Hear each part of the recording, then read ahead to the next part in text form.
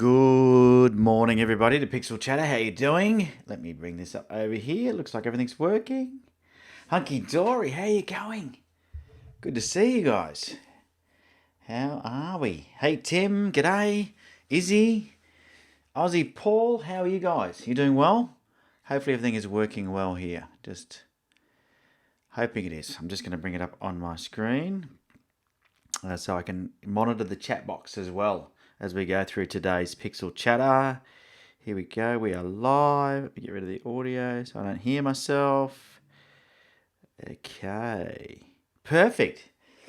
Oh, I love this time of year. It's going to be 24 degrees today in Sydney. 24 degrees. Can you believe that? How good's that?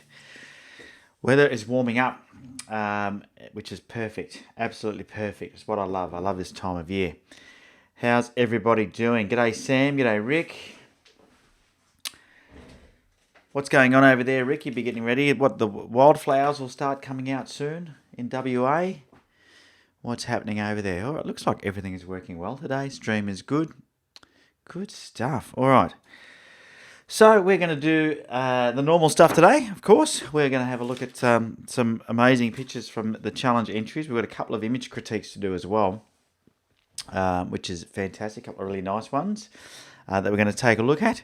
And we're just going to talk all things photography. So I've got my new camera that I sort of spoke about last time, which was my Sea Life DC 2000, which is an underwater camera. And so far, so good. I'm just going to bring a picture of that up again if you're not sure what that looks like. But it uses a Sony 20 megapixel 1-inch sensor. And I'm a bit confused. It seems to take about 5 seconds to write a RAW file. Not sure why, but anyway, it does. So looking forward to giving that a go in a couple of weeks when I head off to... Just trying to find the best picture. Here we go. Yeah, so when I go away to Fiji in a couple of weeks and do my diving, here we go. This is what I'm going to be diving with. So let's just bring this across so you can have a look. There we go. So this is what I got. Now this is it in its casing. The camera itself comes out of the casing, and I bought a set that has 2 arms. So you see this has 2 arms and two flashes. So I'm not going to be doing any video with it. I really wanted to do so. Yeah, so that's the flash there. So I bought 2 of those, and a tray that takes 2 of those. So the idea is that we're going to have a crack at some underwater photography and see how that goes.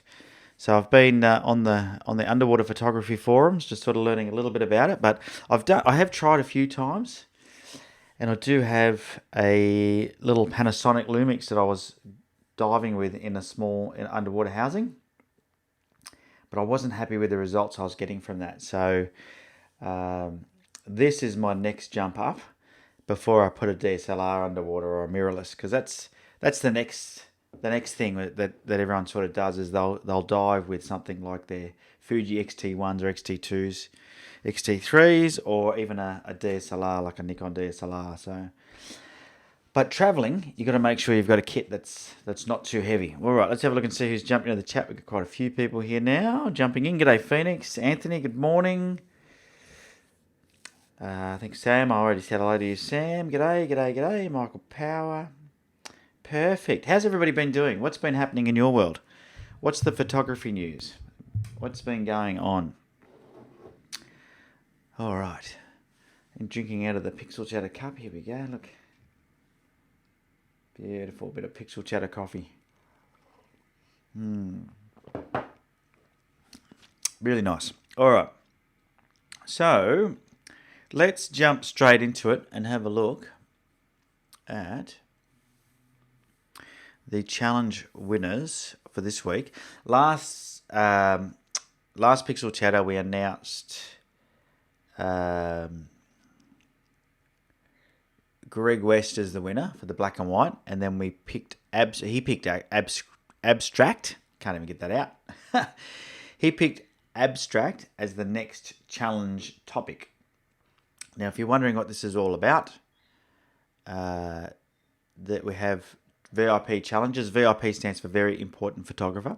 And to become a VIP, you head across to patreon.com/on3legs and you support the show and you become a VIP, and that gives you access to doing these challenges. What was interesting was we had a black and white theme, and then when we created, when Greg announced the abstract challenge, by the way, it's not many entries. I think it challenges people, the old abstract. They all seem to be black and white. So isn't that interesting? So the black and white challenge winner picked abstract, and then they all seem to be black and white. What I didn't do was I didn't upload a raw file for editing, so we will do that. What I do have for the first time today is I do have a raw file that somebody gave me to critique on the show. So I'm going to do that. Now, of course, I can't critique the editing, so we're going to do a little bit of editing together today, and hopefully my computer will hold up to the pressures of editing a raw file live whilst I'm streaming. We'll see what happens. Phoenix, I've been going to the MacArthur Photography Society. Perfect. Yeah, great bunch over there. Love coming over there. I've been over there a few times now. And in fact, one of that raw file that I'm talking about is from Steve Devine, who's one of your members. So we'll have him. We'll have his shot that we're going to critique today from when we went to Tasmania. Gary, g'day, Gary. How are you, buddy? Here for 10 minutes or so. Good to see you, mate. Good to see your YouTube channel smashing it out of the park. I've been very, very slack. I think I might win. You know how people get silver YouTube buttons, play buttons, when they get to 100,000 subscribers? I don't know which colour I'm gonna get, but I'm gonna get like the slackest YouTuber on the planet award. That's what I'm gonna get. I've been so slack. I've noticed a lot of the YouTubers I follow are really struggling, which is interesting.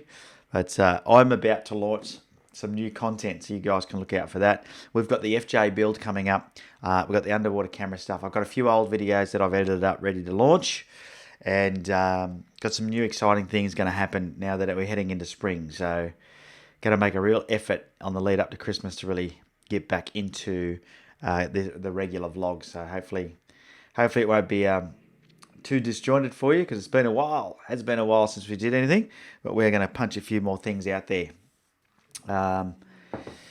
Yeah, so what I need help with, and I think Tim, maybe you offered it at some stage to help me out with some editing. So I'm thinking I might put a gang together, and we can all partake in making this photography channel. We'll see what we can do. But interested to have another chat have a bit of a chat with you, Tim. See if you were serious about helping out or what you want to do. Let me know. Tim says, I've gone way out of comfort and shot portraits of people. Yeah, I don't shoot people very often at all because they bloody move.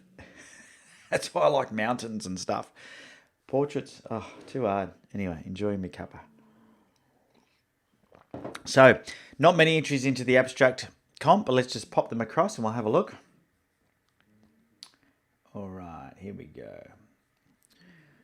So this was an abstract one that I took some time ago. As you can see, it's a set of stairs, and I flipped it upside down to make it even more abstract. But challenge 49. So we've been doing those for a while, and this is Pixel Chatter number 70. Wow! So it gives you an idea of how long this has been around.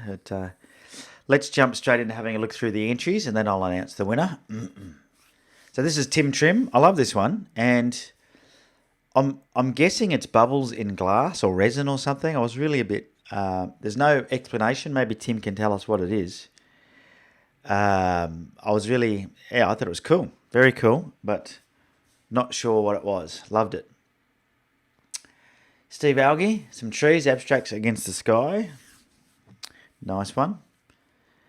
Good to find a spot where you got a few meeting in the middle there with a bit of a line in between. Nice. Steve Algie, fence post, abstract with the reflections. Love that. And it looks like we've done a mirror image. Very nice. Very simple. Very classy. That's what we like to see, isn't it? A bit of class. Mats, once we collected corks. Yeah, that's a nice shot, isn't it? Beautiful. Love the shallow depth of field in that. Beautiful. That'd be a great marketing shot if it was all the same brand, if it was all this Vina Mapo or something, or all Penfolds. Beautiful shot, Matt. Lovely. It's a melting ice cube. Thanks, Tim. Good to know. Very nice. Tim, again, railway track to Carrington Falls. Really nice little, at the start, the growth of something. Beautiful. Mats, some objects will look differently when you get close. Yes, they do. In fact, did you see, I saw might have been Petapixel had a published article this week on using a plastic drinking cup and shooting through that. It was pretty clever for some abstracty stuff. Beautiful shot, Mats. Nice stuff. All right, so that's it. So only 7 entries. So this one's an ice cube. I like it. That's very clever. So the boss picked them as usual. So I gave the boss the task of going through these amazing images and picking out the one that she thought spoke to her most. And she always picks an honourable mention that gets a bit of a runner-up commendation. Commendation, is that right? I think so. Yeah, commended. Commendation, is that a word? I don't know. Anyway, the honourable mention goes to Steve Algie for this fabulous shot here of the fence post. So well done, Steve. Honourable mention. I'm going to put that in there. Well done, Steve, on honourable mention for your shot. Yeah. Good stuff, buddy. Nice. And then the winner goes to Tim Trim for this one here. Well done, Tim. Well done, Tim. You have taken out the challenge this week and get to choose the next theme. Now, whilst we've got Gary here, I don't know if Gary's still here. He's about to go to bed. What questions have we got for Gary whilst we've got Gary here? My good friend Gary from over in the UK. Let's do a quick Q&A if he's up for it. He's in the chat box. So well done, Tim. Well done, Steve. Good to see you guys entering the competition. So Tim will pick the next theme and he will pop in and let me know with a message privately with the next theme, and we'll get that up and running for you guys for the next theme, Tim. So that's your job, buddy. Well done on taking the winner, and good stuff for you guys for participating and getting involved in that. So yeah. So Gary's happy to answer any questions, guys, whilst we've got him here. Gary's a top guy. You probably already know him, YouTuber from the UK. We did do a collab some time ago, maybe a year ago now. He's much more disciplined than me when it comes to regular posting. And I believe he started a podcast as well with a couple of the other YouTubers over there in the UK, which is pretty cool. And it's good to see this regular content coming out. Was Gary a boxer? Gary, were you a boxer? Was Gary Goff a boxer? Let's Google that. Is there a Gary Goff that's a boxer? Is that why you're asking that question? Gary Goff, boxer.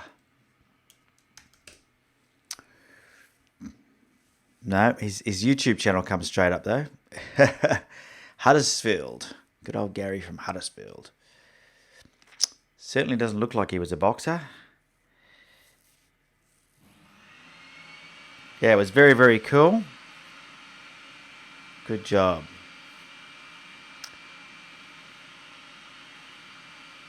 Someone's decided to get the old ducted vacuum cleaner going. Isn't that nice of them? So I'm just going to put some sound insulation across the door. Hang on.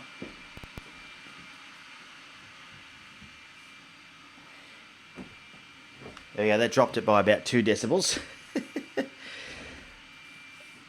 I love it. My face just looks like it's been around the block or two. Do you think they're asking that, Gary, because you look a bit beat up? Is that what you're thinking? How funny. What other questions have we got for Gary? Hey, Gary, I'm going to ask you a question. What got you started in photography? What started you off? What was that moment? Do you remember that point in time where that little fire lit in your belly and you went, you know what? I'm going to be a photographer. So I think you've been doing it some time and got your studio and everything. So tell us what was the moment that lit your fire in your belly? It'd be nice if I could bring him on live. Maybe we'll do that one day, Gary, if you're up for it. Get you on live on a chat. Any plans to visit Australia, says Tim. That'd be a great collab, Gary. Come on over and see it.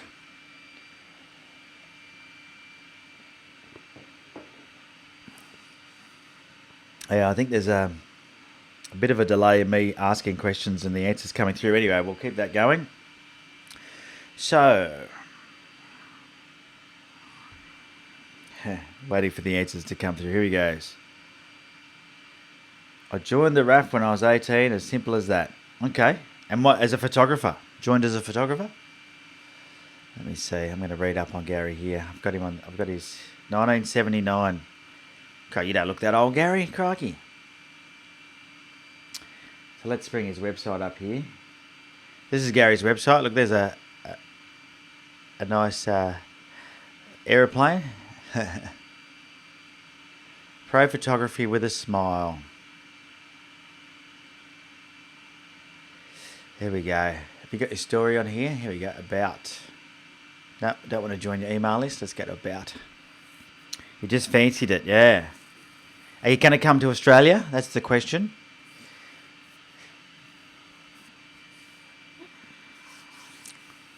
So here we go. His passion for photography started at the age of 18 with the acquisition of my first camera, 35mm film camera, my first glimpse into the world I would be happy to explore furthermore. There we go. Anyway, if you want to learn more about Gary, go to garygolf.co.uk. You can pop a link in there if you want, Gary. People can check it out. Great guy and great photographer and great YouTuber. So highly recommend you go and check him out. All right, so whilst Gary's answering some of those questions, I'm going to continue to motor on. You'd love to. Yeah, come on down under, buddy. We'd love to have you here.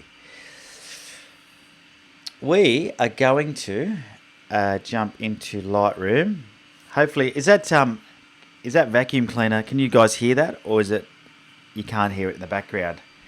We've got a ducted vacuum, and it's pumping away in the garage, and that door just you can't really see it. There's a door just over here, just where you can see the start of the door frame just here.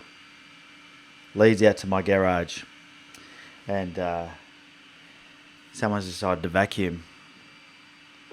It'll be one of the kids because the boss is not here. All right, so let's kick off with getting stuck straight into the critiquing and a bit of processing. So I've got two images this week. I've got this one set in by Rob Roy, who is a very avid fan of the show and continues to send his images in. So thanks, Rob. And then we've got this other one, which is a raw file from my Tassie trip. Oh. So this is a raw file from my Tassie trip from Stephen Devine. And it isn't too bad, thanks, Anthony. Hopefully they'll stop soon, buddy. This is from Stephen Devine. It's a raw file from when we were at Tassie, and we had this beautiful still morning with the reflections in the water. And so that was really a beautiful morning. So very, very lucky to have such a clear morning. And it was beautiful colour in the sky that morning, as you can see the high cloud. But we actually didn't get down there early enough for the colour because of what we had planned that day, which was a bit of a bummer, but that's how it goes sometimes, doesn't it? G'day, Eric. Finding Middle Earth has joined us as well, another fellow YouTuber. Looking good, mate. I'm working on losing weight myself. 18 pounds so far. Good on you, mate. Well done. I'm down 31 kilos. 31 kilos down. So I'm pretty happy with my weight now. And now I'm going to refocus on other things in life. It's consumed me this year, that's for sure, but my health was important. So anyway, this one is a raw file from Stephen Devine. We're gonna edit this together. This is an unedited photo out of the Nikon D850 with the 14 to 24mm lens. So exactly what I shoot with, but it's Stephen Devine's photo from that workshop. So Stephen, sorry for taking so long to get this up on the live stream, but I had a huge queue of other images to critique. But I have this one now. He gave it to me on a USB stick. So let's kick off with this one for Rob Roy. Let's just lights out for a second and have a look at this photo. Beautiful composition.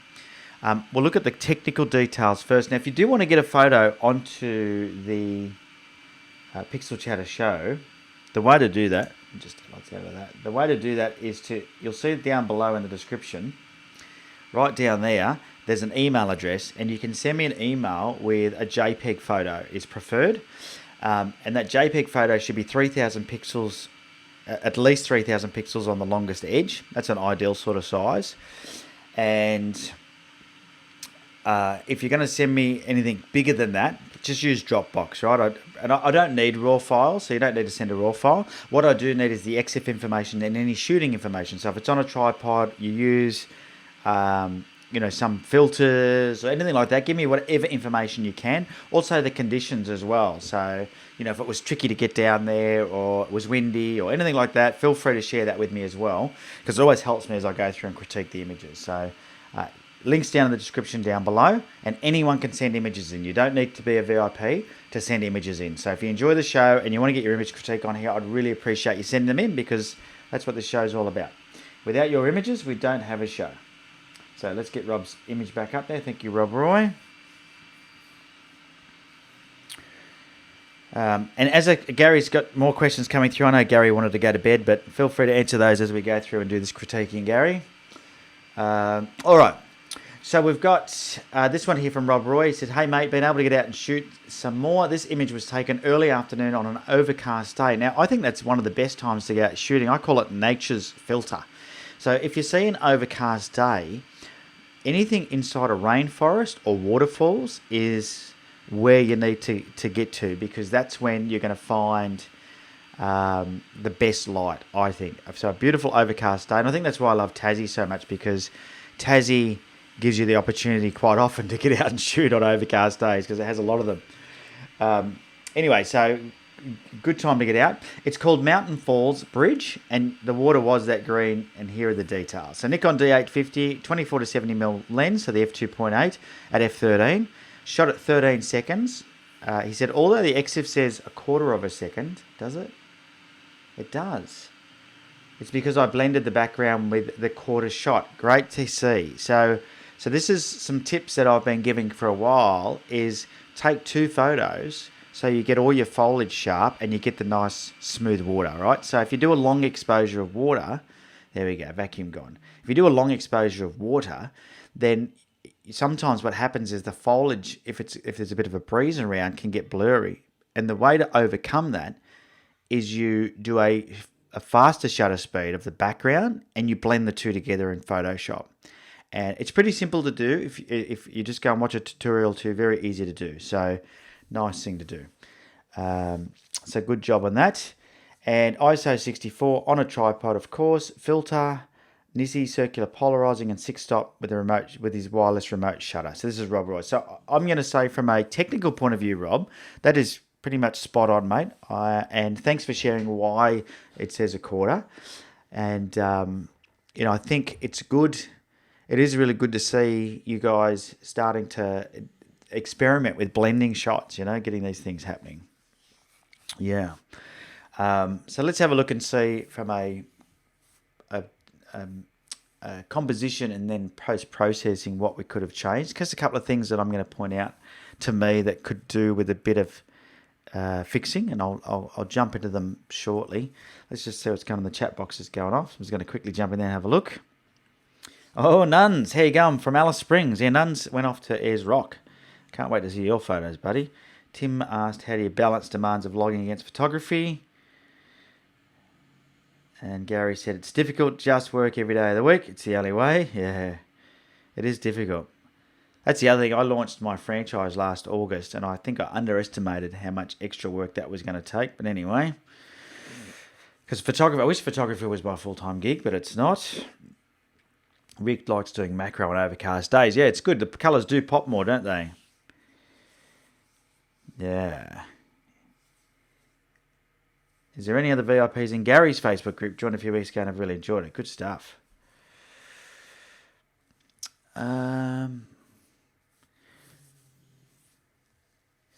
Okay. What I should do, Gary, is I'll add you into into our Facebook group, buddy. Send me, just look for On Three Legs VIP group, Gary, and make an application to join, and I'll just approve you. We'll get you in there, eh? That way we'll be able to get your get these questions answered, get you more involved in our community as well. Come and join us. All right. So let's have a look. So a couple of things here that strike me straight away, Rob. One of the things is these highlights are still quite harsh, where the sun is obviously breaking through holes in the cloud. So a couple of ways around that. If you took multiple exposures, like sometimes when you set up, you take a lot of photos, is look for somewhere that the sun had moved and then blend in those spots to get rid of the harsh highlights. That's one little trick you could do. Or the other thing is to spend a bit of time to go through and do a bit of dodging and burning. Now, the way that I do dodge and burn is I like to use this thing here called the radial filter. And that would sort of fix those things for me. So they're the first things that I see. See you, Gary. Thanks for joining us, buddy. Like I said, let's get you into the VIP group. Just find On Three Legs VIP group and just say yes to all the questions, and I'll get you in there. But have a lovely sleep, mate. Obviously very late there for you. Take care, mate. Will do.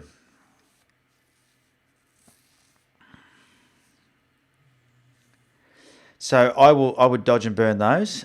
This here on the right hand side is really playing with my mind. So I would clone that out, and we'll get to that shortly. And this here, I can see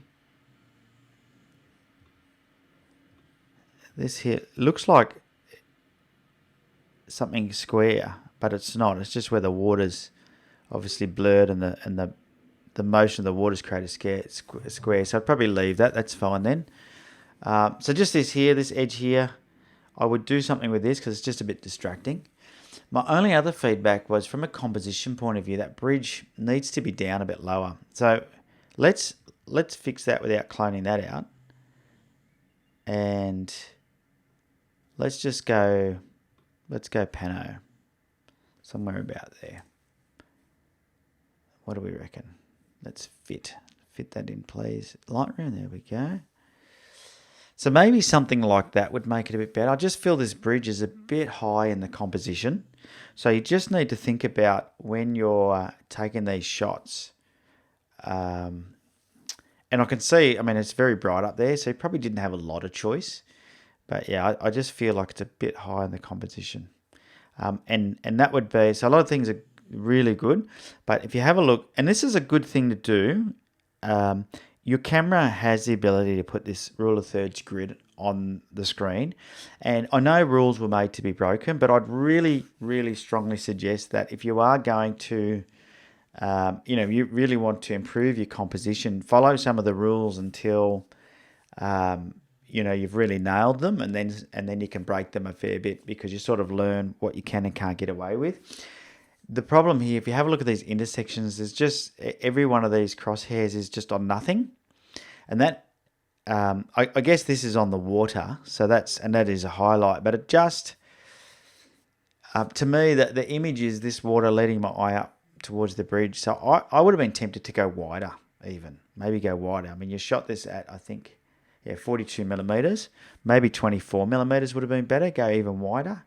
Or we could pano it up a bit. So that's what I'm going to do here. I'm going to just give it a bit of a pano cut. As for the highlights, let's just get a radial filter. Now, if you haven't used these radial filters before, they're quite nifty. You drag them out like so. Now, you can see right now that this filter's got all sorts of weird adjustments on it because the last time I did it. But I'm going to go through and just double click on everything to reset the radial filter to 0.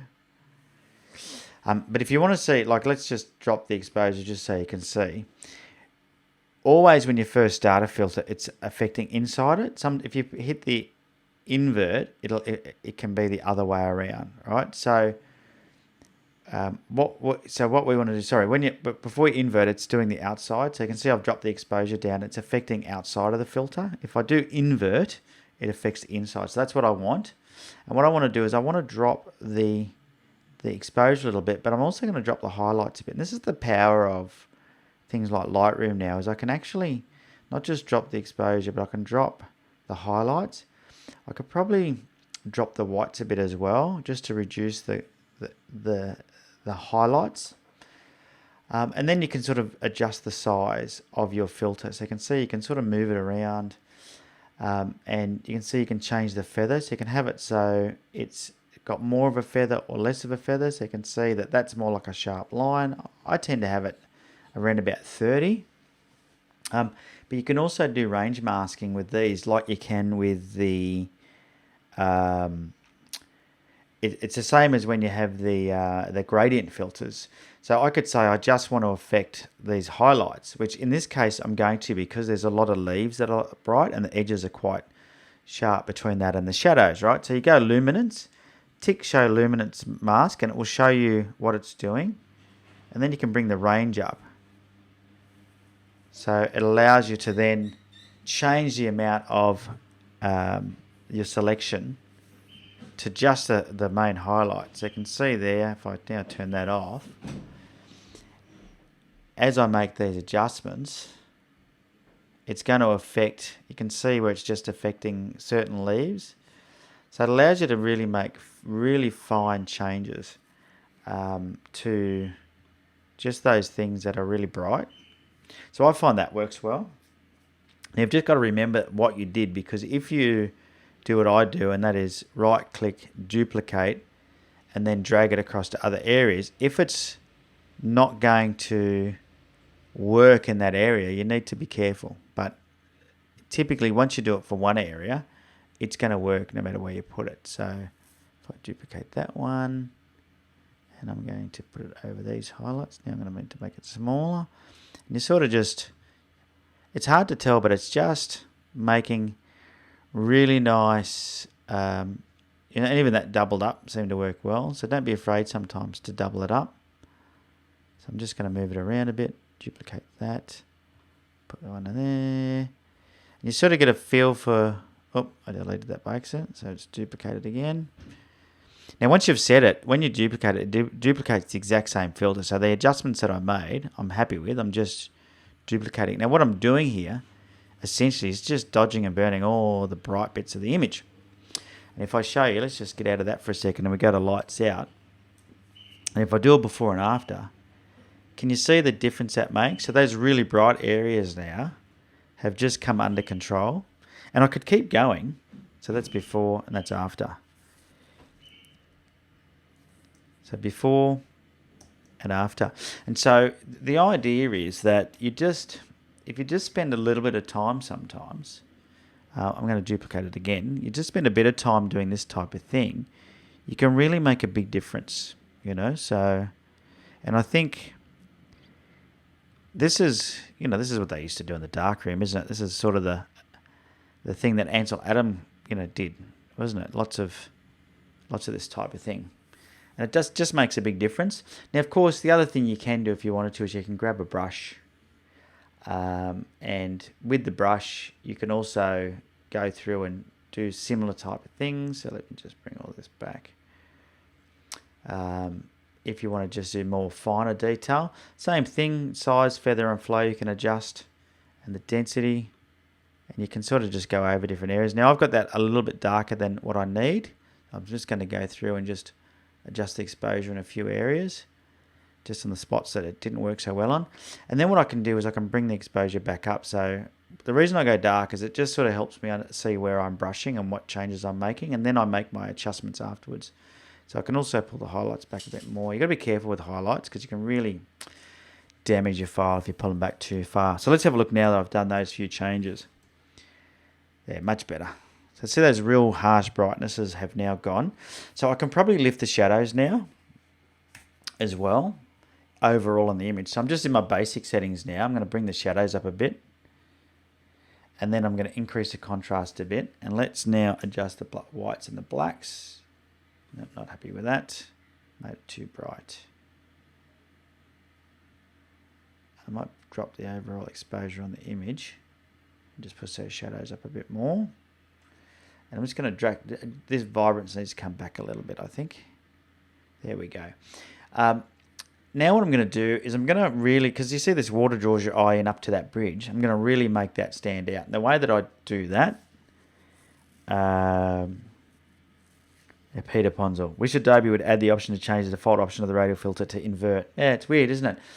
And unlike, like if we put one here, let's do a new one. Let's just do a new one here. Radial filter. What's going on? Give me a radial filter, please. New radial filter. There we go. If you're in a gradient filter, you can just flip them over and invert them. Not going to happen with these ones. I just thought I'd try that. Certainly, oh, I didn't mean to duplicate that. I meant to delete it. Was it this one? I think it's this one. Let's get rid of that. Bang. Where was it? All right, yeah. So what I was doing was grabbing a brush, and I'm going to go clarity and texture. I love this new texture one, right? And so I'm going to go over the water, up here, up to the bridge. And I'm going to do the bridge and the water. And if I click this for the forward slash, let's do that. What did I mean brush?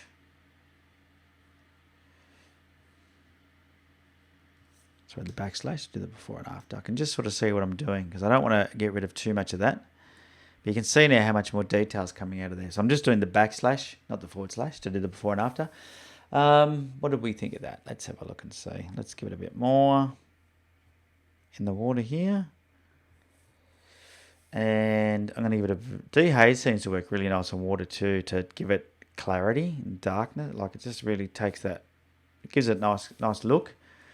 And texture is good too, but not on the... I'm going to back the texture off up there.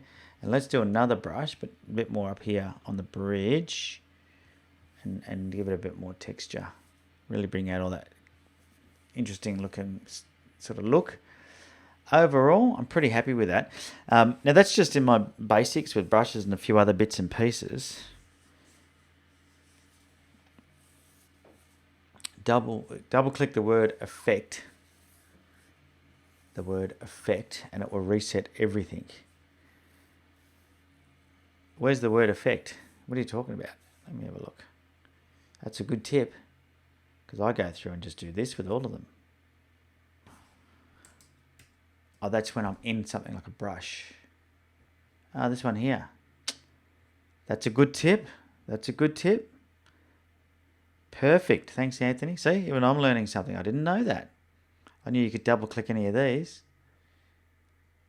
How good's that, eh? All right.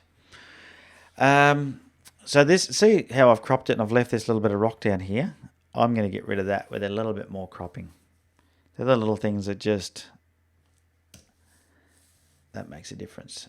You know what? I'm actually going to go the opposite way. I think it needs a little bit more of a leading line in. And that puts these rocks on that crosshair. I like that. I think that's a better look. What do you reckon? That's looking pretty good, isn't it? So if we do a before and after, so that's before and that's after. So you can just see the difference in the depth and the clarity, and you get rid of those harsh highlights, and it just brings things, it puts things in a different light, if you like. So great shot, Rob. Really like that one. Thanks for sending that in, buddy. What does everyone think of Rob's shot? I think it's great. What a nice location, eh? It's one of the good things about this Pixel Chatter show is I get to visit some of the world's most amazing locations. Or edit photos from some of them anyway. But perfect shot, mate. Very good. All right, let's check the chat box, and then we're going to have a look at Stephen Devine's raw file. G'day, Spanner. How you going, buddy? Nice to see you there. Well done on winning runner-up this morning. So Gary's gone to bed, I think. Handy parts. Did you get the QSLR dashboard going yet, Ben? No, I haven't even tried, to be honest with you. Look, it's a nifty thing, and I can see that it has its place. I just don't have any real... if it worked straight away, I probably would have played around with it, but I don't have any desire to get it going because I don't have a feel. I don't think I've got a need to operate my camera from my iPad. It's just another complexity. I'm already struggle. So I haven't really put the effort into it. Anyway.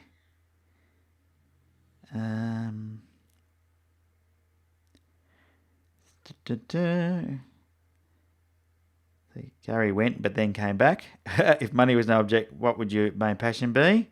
Gary said documentary photography. Love to follow the president around. That'd be nice, wouldn't it?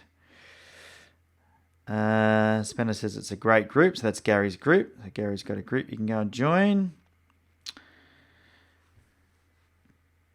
Dashan Cheyenne, border controls the lower left white areas. Not sure what you're asking there. Might look good with a vertical crop. It could do. Thanks, Peter. And Anthony was thinking vertical as well. Okay, well, let's try it, eh? Let's jump back in there and try it. Good feedback, guys. Let's give it a go. Across we go. Let's get the old crop tool out. Let's give it a go. Let's crop it across here somehow. Let's give it a bit of this action. Where do we go? Where do we go? I reckon we go somewhere about there. And that does look very nice. I agree. I agree. That is also very nice. That is beautiful. Good suggestion. That flows nicer, doesn't it? So I think, it is good to be creative and just think a little bit about it. All right, what we're going to do now is we are going to jump back into the library and we're going to have a look at this one here, which is Stephen Devine's RAW file. So remember, this hasn't had any editing. This is straight out of camera. This is an NEF file, as you can see over here. Straight out of camera with no editing whatsoever. It gives you a bit of an idea of the D850 and 14-24mm lens capability because it's just nice, straight up. Now this is shot 9:30 in the morning and a bit later than when you would normally shoot landscape images, but what happened this day was we actually didn't get down there. We didn't get down there for sunrise, and it was quite a bummer because it was one of the best sunrises I'd seen there for a long time with that high cloud. But we'd had planned to do the walk around Dove Lake that day, which meant that everyone got to sleep in, have breakfast, and then we busted down there. And we were really fortunate, though, that the water was still extremely still, and we had these reflections, which is pretty rare in Cradle Mountain. And you can only see the cradle of the mountain for sort of 65 days of the year. And so to have it all visible was really good. So that's at 4:1. Let's just go to 2:1, just so I can see the detail on this shot. Check that out. These big sensors are amazing, aren't they? Yeah, just amazing. All right, let's just go to 1:1. That's 1:1. Look at that. Just amazing, these big sensors.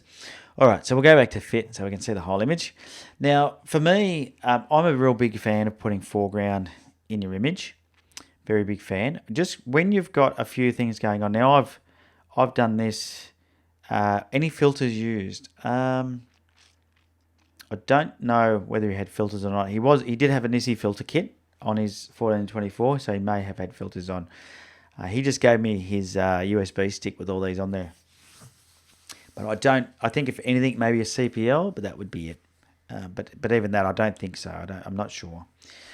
So I'm a big fan of foreground in your shot when you're taking a landscape image because it gives it depth. And I've made this mistake myself at Cradle Mountain before because it is such an exciting place to be, is that when you've got reflections, make sure that you position yourself so you don't cut them off with your foreground. And the way to do this in this particular circumstance is you could move further to the left. Now you can see there's some foliage there, so that may have made that difficult. Or pump your tripod up. Okay, so as you go up, you create a gap between the foreground and this reflection. Okay, so the good thing about this is you can use your eyes before you even try and set your camera up and just look around. Get yourself on a spot. So it's a lot to think about sometimes, and like I said, I've been caught by this trap myself, is what you want to do is try and avoid the reflections hitting this rock, because it's a real shame that this side of the mountain's been blocked off by the reflection by this rock. But you can see even the reflections of the rocks. Beautiful, isn't it? Check this out. Just such a beautiful spot. And I'm planning on getting back there again next year, so March is the time to go because that's when all the fungi's out, so we can do our fungi photography. So that would be my first tip there, is just make sure that you do that. Now we have a raw file here, so we can play around with it. And the other thing you'll notice about this time of year in Cradle Mountain that makes it spectacular is you'll see this colour up here on the mountain. Now this is called Fagus, is what is sort of like the slang or the shortened version, but it's Nothofagus fungi. And what that is it's a deciduous, I think is how they pronounce it, beech tree. So it's a tree that loses its leaves in coming into autumn. And so you can see that this tree, hang on, the dog wants to exit the room. Hang on, I have to open the door for the blind dog. Hey buddy, there you go. Step it back. There you go, mate. Off you go. Sorry about that. I just keep the door shut so it stops the noise. And keeps me a bit warmer in here. So, but he's blind, so he doesn't know the door shut because it's not normally. Anyway, so these beech trees, and they change into this beautiful colour, but usually only for a window of a couple of weeks, because if it gets windy, which it quite often does, it blows the leaves off. Or if it rains, which it quite often does, it knocks the leaves off. So you just got to be really fortunate to get there at the right time. And this year there was beautiful colour. As you can see, all that colour, that orange, that is just, that is that tree. You can see it all up here on the mountain as well. It's everywhere. So it's beautiful. So when it comes to this image, a couple of things that I would probably do. First of all, so we shot at f11. You've got to be really careful when you're shooting foreground this close. And if I go, let's just get a 1:1. I actually think the focus might be slightly out. There it is on that foreground. So you've got to be really careful. So and you don't want to shoot too high in f-stop. I probably would have gone to f16 or something like that. Or you can shoot two images and blend them together, because what's going to happen is you don't have the focus here in the foreground, but you've got the focus in the background, and you really want the focus to be sharp all the way through. And if you have a look at these rocks, we can probably fix them up a little bit, but we're going to have to work to make that happen. I also think that, so F11 I would have gone a little bit higher. You had plenty of room with light and everything, so no issues there. Shot at 24mm, so this gives you an idea of how vast this landscape is if you've never been there. And this is on a full frame camera at ISO 64 on the D850, but nice shot. No, it was one of those mornings you could point the camera in any direction and you're going to get a nice shot, because the colours and the light was just so beautiful. I mean, look at this light, how nice and muted it is, and it's bringing up all the colour. So even though this was well after sunrise, how lucky were we that morning? So Steve, great shot. Let's jump into the develop module. Like I said, I'm hoping that we can cope with a full-size RAW file as we do this. The first thing I would do with this, the crop is pretty good. I actually would probably try just bringing that in a little bit, and the sky doesn't have anything too crazy going on. So now, because you had the 14 to 24, and it's actually quite difficult, I often shoot this area, I will shoot it with my 24 to 70. And the reason for that is because at 24mm, it's still really wide for the landscape. Now, all I've done there is crop that a bit, but I think that works better, because if you have a look at the pre-crop, I've just zoomed in basically. That's all I've done. And you could probably, this really lends itself to something like an 8x10 crop. And it works really well, 8x10 crop on Cradle Mountain, which is sort of your large format, or medium format rather, film sort of size. So let's just do an auto straighten and see what it does. Could not straighten it automatically. There's no horizons. It gets confused. So we'll just do it ourselves. Something like that. That looks pretty good. No, not happy with that. I think there is enough of a line there for me to get that straighter. Somewhere there. It's a tricky one, Cradle Mountain, to get straight. I reckon something like that. There we go. We'll do that. No, I'm still not happy with that. Crikey, I don't know why I can't get this straight. I reckon let's go with that. That looks good. So to me, I would prefer a composition like this, and this sort of drags the eyes in. And if you had left the space there, that would have been nice to have that gap between the rock and the reflection. No biggie there. Now, as soon as when I edit something, I will usually drop these highlights back just to bring some definition back into any of the brighter areas. And to be honest with you, I actually think that the image is slightly overexposed. And you can see I have played with this a little bit before putting it on here, so I'll just go back. I would be tempted to drop the exposure down a bit and bring the shadows up. What's going on here? I'm just going to reset everything.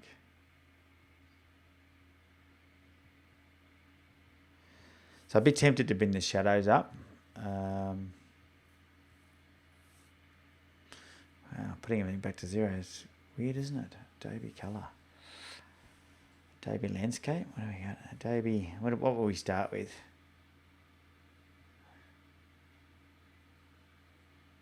Standard is what it was, I think, or Landscape. I don't know if you've used these, by the way. You can do the camera profiles. And normally we don't see me do this because normally I'm working with a JPEG. But what you can do with Lightroom, by the way, if you have a RAW file, is you can go into here and you can pick camera profiles. And what it does is it actually adjusts your starting point. So you probably think, why would I do that? But if we have a look, as soon as I get out of here, once I'm done, you will notice that once I'm out of this, you'll see that all my adjustments are still where I left them. It doesn't change these, which is really quite cool.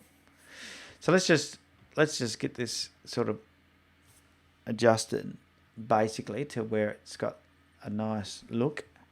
Doesn't like the blacks because of the dark under the rocks, but I'm going to drop that back a bit anyway. I just think the exposure is a bit, so I could have done with a filter, I think, just to get the balance between the sky and the foreground a bit better. Let's get a bit of clarity. Yeah. So I'm going to put a gradient filter on the top straight away. Let's do that. Just to try and bring this back to where I want it. I can hear the computer is really chugging along, so hopefully this is not going too bad for you.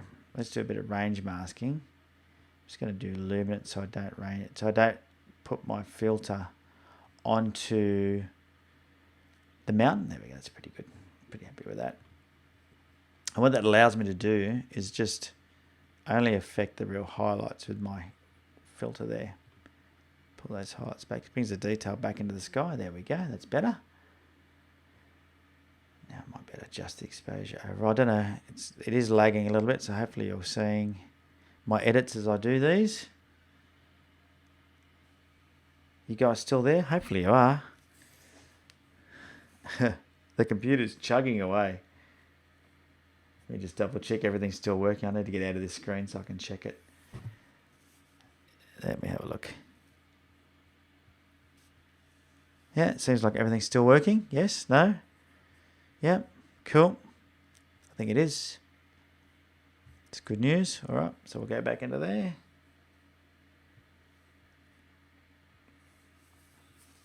Now these rocks are really bothering me. See how bright they are in the foreground? So I'm going to do the same thing. Put a gradient filter from the bottom. Range masking. Let's switch it on. Let's do luminance.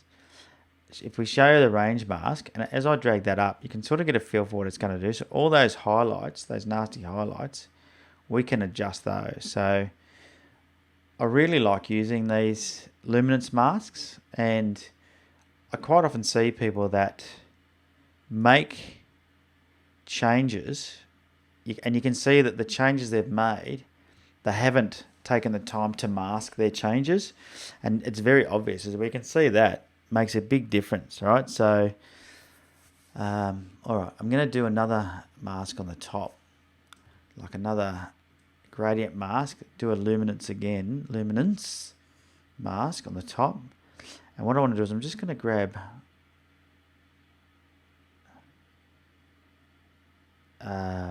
those, and I'm going to add a bit of blue to the sky, which I want a nice sky blue. Let's do that. Let's turn that off. Look at that. So if I just desaturate it for a sec, you'll see the difference that makes. So I know that's a bit of cheating, but I'm not opposed to a little bit of cheating, as you guys know. That's a nice sky blue, actually. That's beautiful. Look at that. And we could probably add a bit more now into the reflection to make that work as well. So a way you do this is you actually use a color mask. So rather than luminance, what we'll do is we'll go color, get your color picker, and we're just going to pick out the blues down here. So hold down the shift key, and this allows you to sort of select multiple spots, right? So I'm just going to select all the blues, and let's just have a look and see if we can add some color to that now. Let's do the same color and see. That's probably too much, so we're just going to back it right off. But that's going to add a bit of the blue reflection now in the bottom as well. So if I go before and after, which it's struggling with. Come on, computer. I knew this would happen.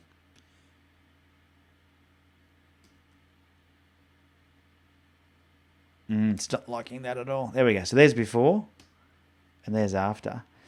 So I really feel like I need to boost the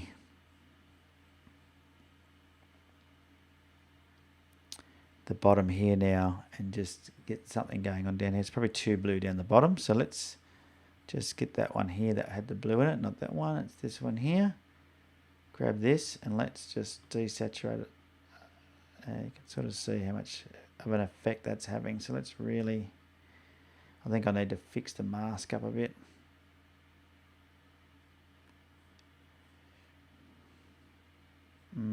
I'll just leave it for now. I'm not going to bother mucking around with that.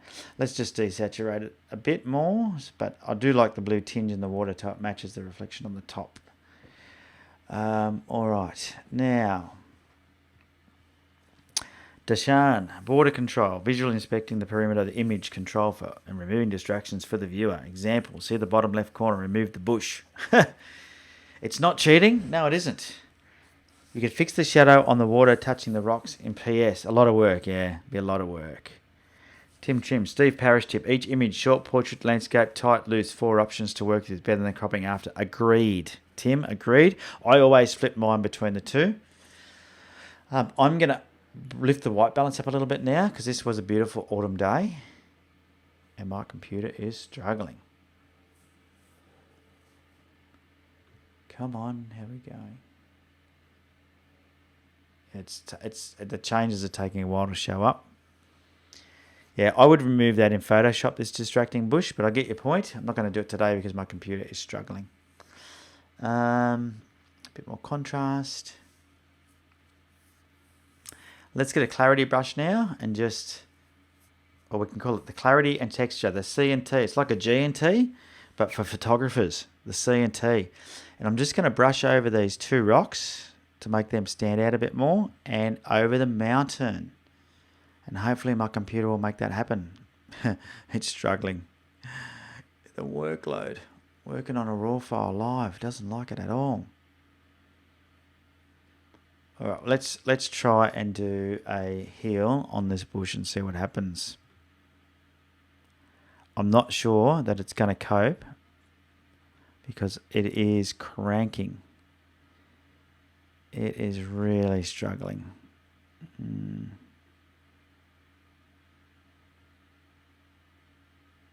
Come on.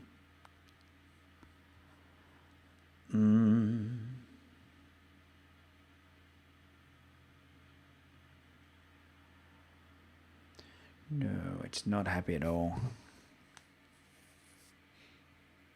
Okay, we're going to get rid of that. It's not happy. Good compared to what it used to do. Anyway, there you go. There's a beautiful 8x10. So let's just look at the before and then the after. So that's before. So you can see it still was a nice shot. And as I said, that's the raw file directly out of the camera. And so all I've done is just balance the exposure across the image. I've added some blue to the sky, which, you know, some of you may or may not like. I really like to enhance those type of things. I've warmed up the white balance a tad. Overall, I've then added a couple of graduated filters, so you can see the difference in the detail of the rocks in the foreground that adds. So if you look at before, they're quite washed out and there's no detail. With that gradient filter, it can really bring the detail back. So I want to encourage you guys to really think about how you can use the adjustments that they're giving you. And I'm only touching the surface. I haven't used anything except for what's in the basic adjustments panel and things like graduated filters and radial filters today. But there's a lot of options for you, right, in Lightroom. It really is powerful. I mean, I used to do all my editing in Photoshop many years ago, and to these days, I hardly ever use Photoshop. It's only for things like cloning this bush out. I use Photoshop. I don't like using Lightroom for that. But as you can see, it's a really good crop too, isn't it? Like that 8x10, that would be really nice framed on the wall. So great job, Steve. Yeah, it does struggle if it's near the border. Definitely.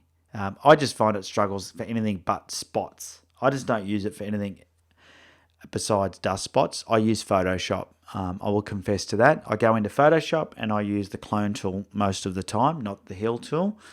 Although it does a good job at content-aware film, because that's the other thing you can do in Photoshop is I could cut that corner out, and the content-aware film does such a good job that you wouldn't notice it, especially with water. But I would clone this water here. I would just clone that across here and probably then spot heal a couple of these little rocks out so it looked different enough. That's typically what I would do. And that works really well. So there you go. The only other thing I would probably do is grab a brush, and I'm going to double click the effect, which was a great tip. And I'm going to hit the saturation and a bit of warmth. And I'm going to brush over where the mountain is there, the color on the mountain, just to bring that up. And it's these little local things, when you make these local changes, that just make a big difference overall. So just be happy to sit and play. I think what happens today is, in today's age, and I'm guilty of it. I was guilty. I hardly do it these days. But certainly in the early days with social media, the temptation is to edit something and then try and throw it straight up in social media and get feedback. And I think it's good to get feedback, but be careful you're not putting your work out there before it's ready. So I always, whenever I edit an image now, I will do this and then I will leave it for half an hour and come back and look at it again. Because sometimes you look at it and go, why did I do that? Or, wow, I didn't see that before. I could fix that. But great job, Steve. Really love the photo. And it was great to have you on the Tassie tour with me last March. And it was awesome that you let me have your raw file to play with, mate. So thank you for that. All right, so that's it for this week's Pixel Chatter gang. Hopefully you enjoyed that. I enjoyed that. That was something different, wasn't it? Having a raw file to play with. Thanks so much. I'm going to just get out of that now. Jump over to the chat box on the screen. Yeah, so did you enjoy today's episode? It was nice of Gary to drop in, wasn't it? Thanks, Gary. Cheers to you, mate. Although I've got no coffee left in there. And today is going to be 24 degrees. So it's winter here in Sydney. It's going to be 24 degrees. Can you believe that? A beautiful winter's day. That's what I call a lovely winter's day. So we're going to have Pixel Chatter again in 2 weeks. And then I'm going to go off. A week after that, I'm going to be off in Fiji. And I'm going to be doing some underwater photography. My goal today is to try and get, for tomorrow night, is to try and get a vlog up. So let's get back into the vlogs. I need to get back into regular vlogging. I'm missing it, and I've got my vlogging camera sitting here, ready to do some more work. But I haven't been out doing any photography either, so just slack. But I've also got some images that I've got to finish editing up and printing. I printed some images the other day. I should do a vlog of printing. Hey, who's got a printer, and who'd like a vlog of printing, of my printing process? I'm happy to take you through it. And so that image up there was printed. Oh, there it is. There was printed on my Epson P405, which is here. Which prints panos and up to A3 plus. So I've got a roll of printer paper that I've got that I've got to print a couple of panos on. And then if you didn't see that one there, after I printed this one, I also framed it, and I've vlogged or did a little tutorial video on how to do your own framing, which is very rewarding if you can print something and then frame it. You take it, you print it, and you frame it. The whole process I did myself. Very rewarding process, and that's what you end up with. Besides the reflection there on the glass. There you go. You'd like to see the printing one? All right, maybe we'll do that as a video. I could do that live, maybe. Maybe we could do that live on a Pixel Chatter. I have toyed with that idea before. I don't know how that would work. I need a different microphone so you can hear me over there. All right. Well, once again, thanks so much for joining me, gang. I really love having these live shows. I love having you here. I did my own mounting. Yes, I mounted it as well.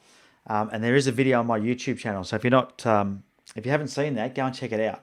There is a video of me mounting that image, and I'll take you through step by step. It's about a 20-minute video, but I'll take you through step by step exactly what I do to mount that and frame it.